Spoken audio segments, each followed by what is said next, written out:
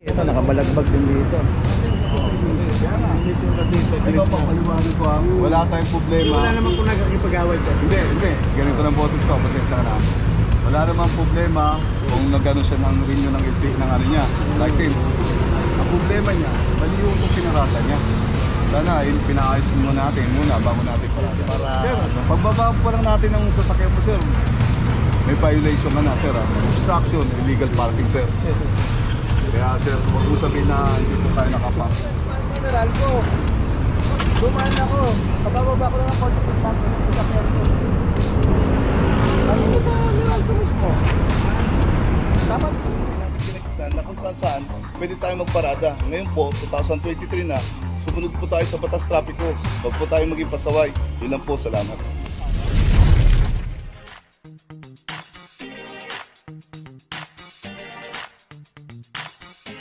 Papajo TV!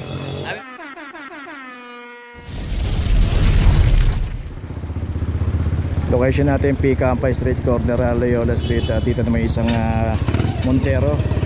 Pagkakaparada naman ito, street corner. Dito rin sa kahabaan ng Picampa, both side may mga nakaparada dahil pay parking to. Pero pagkapaparada na tayo ng street corner, kasama na po sa hinuhuli ng clamping operation. Yung kasama po doon sa ini-issue na notice yan, nandun po yung violation ng street corner 2314. Okay, ito meron na rin notice. Tuloy na po tayo. So ayun, makikita natin merong signage na no parking, clamping zone, mabuhay lane. Location natin Espanya Boulevard, corner Blooming Street. Dito na may isang Kia Vesta. Ito, nakita natin nakabalagbag dito sa bangketa at walang driver to, club number 005. So dapat ang ginawa niya pagkakaparada rito, pinasok niyang pagano sa loob. At hindi ganito ang pagkakaparada para yung daanan dito hindi naharangan. So kaya naklam pong isang Kia Vesta.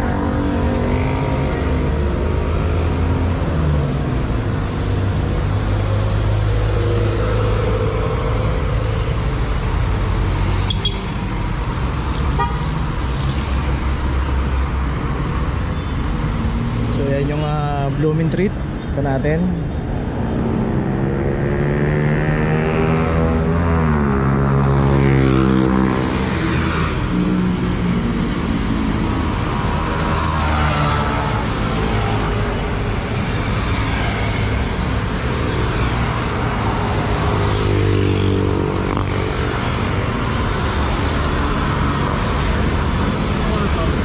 Kia Vesta. Kia Vesta.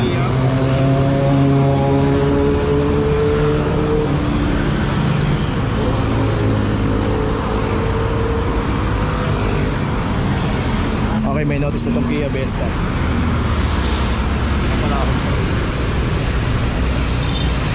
Okay, tuloy na po tayo. Meron pa palaro.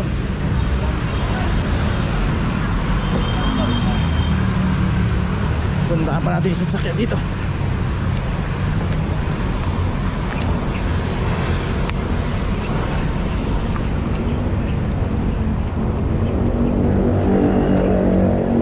Dito naman isang Nissan MB350. Ito, nakabalagbag din dito. Kasi sa glit na, wala tayong problema. Wala naman kung nagkakipag-away siya. Hindi. Ganito ng boses ko. Pasensya na. Wala naman problema kung nagano siya ng renew ng LT ng ano niya, license. Ang problema niya, mali yung pinarata niya. Sana, pinaayos mo natin muna bago natin parada. Tinuro na sa akin ito muna eh. Saglit lang Kaya ito. nga, wala kahit Hindi na masabi na paparking ako na para... Sir, pagbaba pa lang natin ng sasakyan mo, sir. May violation ka na, sir. Obstruction, illegal parking, sir. Kaya, sir, huwag mo sabihin na hindi po tayo nakaparking. Mali po, paano gagawin? Puntahan na lang po natin ng office yan sa ground floor po. Sa City Hall. Opo. Nandiyan po ito. Okay, may notice na at yung meron na rin clamp, no? Nagpa-registro lang sila rito. Ito yung clamp 2353. Iayos lang yung pagkakaparada. Yun lang naman yun. Okay, tuloy na po tayo. So ito yung LTO Espanya. Espanya. So ito yung pagkakaparada. Kaya na-clamp. Dito pa rin tayo sa Espanya Boulevard, corner Josefina Street. Dito na may isang Toyota Race. So dito makikita natin may Meralco. So ang problema niya naman dito ganun din, no? Sana sinagad yung pagkakaparada ron. Dito kasi nakaharang na sa bangketa to, hindi nasakop ng Meralco to. From number 2370. So ulitin po natin na iayos lang natin yung navy blue. Iayos lang natin yung pagkakaparada para hindi tayo maklamp, kasi pagka nakaayos naman yan, hindi na po hinuhuli ng clamping operation yan. At dito ako sa Espanya, Meralco. Dumaan ako. Kabababa ko lang ng kotse pag bago ng sasakyan ko. At dito sa Meralco mismo. Dapat mismo. So iayos lang yung clamp, medyo malabag.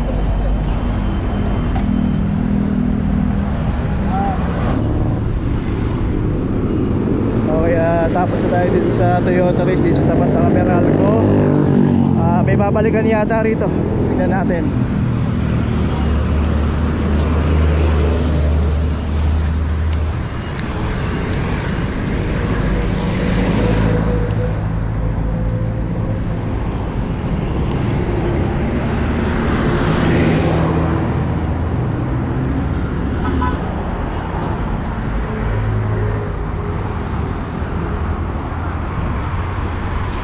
Okay, saka itong isang Mazda.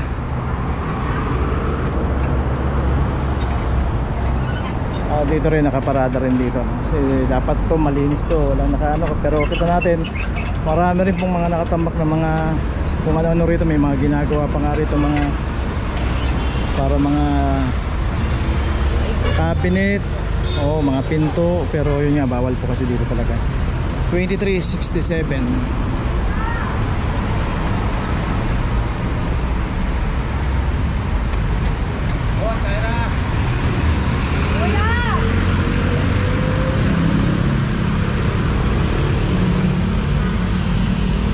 So si ate, tinatawag niya yung driver o may-ari nitong sasakyan.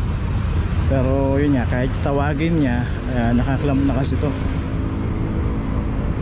Pero kung yan inabutan po ng driver to bago na-clamp, maaari baka pagbigyan. Pero sa case nito, dahil nakaklamp na to, hanggang ngayon tinatawag niya pa yung may-ari, hindi na po pwedeng tanggalin yan.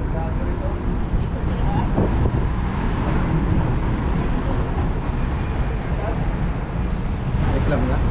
Bakit?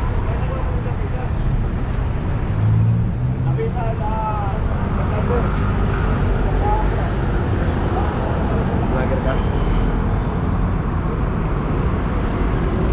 Kaya lang ano sir, CTO na lang. CTO na lang. Oo. Sasabihin ko lang. Bawal pa. Ito? Lahat siya sir, nauli ang nandun. Nandun lahat siya. Wala pa sana kayo na yan, siguro wala kayo na sa likod ko. So yun, so dito wala namang pinili, lahat ng mga naka-obstruct dito, anak lang.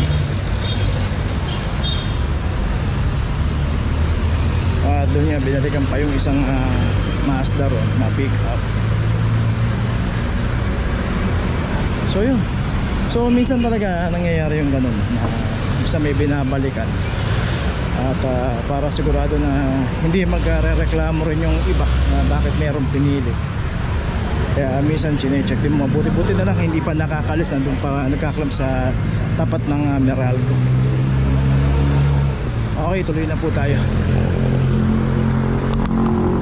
Ito, kasama rin sa naklamp to kanina, isang Nissan MB350. Ito naman to sa may tapat ng LTO Espanya.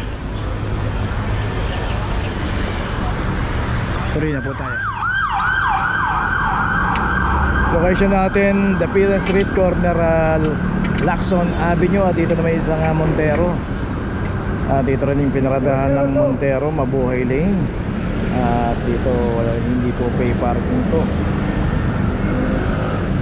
Walang driver. Plum number 002. Ayun, kung may pupuntahan tayo, kakain tayo, may pupuntahan tayong bangko, mas maganda po pumarada na lang po tayo sa mga secondary road. At doon po pay parking din po yun. At doon kahit magtagal tayo, safe naman tayo. Kaysa dito tayo pumarad at iwan natin yung ating sasakyan pagka nadaanan po yan, kahit hindi po clamping. At pag nadaanan po ng towing, ang kasama rin po sa mahuhuli yan.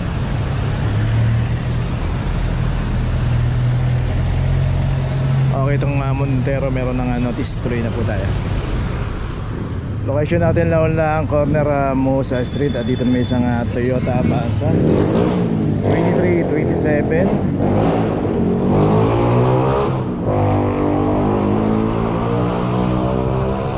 So dito po sa clamping operation, kung sino po yung aabutan at naka-obstruct sa mga mabuhay lane, matik na po yan. Kaya dapat pagka iniwan po natin yung sasakyan natin, lagay na lang po natin sa mga hindi bawal. Pagka inabutan po yan, hindi na po hinahanap yung driver yan. Okay, tuloy na po tayo. Okay, nandito na ngayon tayo sa opisina ng clamping sa impounding dito sa Central. Dito na po nagtatapos ang ating vlog. Maraming salamat po sa mga subscriber, sa mga viewers, sa mga napadaan po sa ating channel. Maraming salamat po sa mga suporta nyo. Sa mga hindi pa po nakakapag-subscribe, subscribe na po tayo mga kabayan. Maraming salamat po. Mabuhay!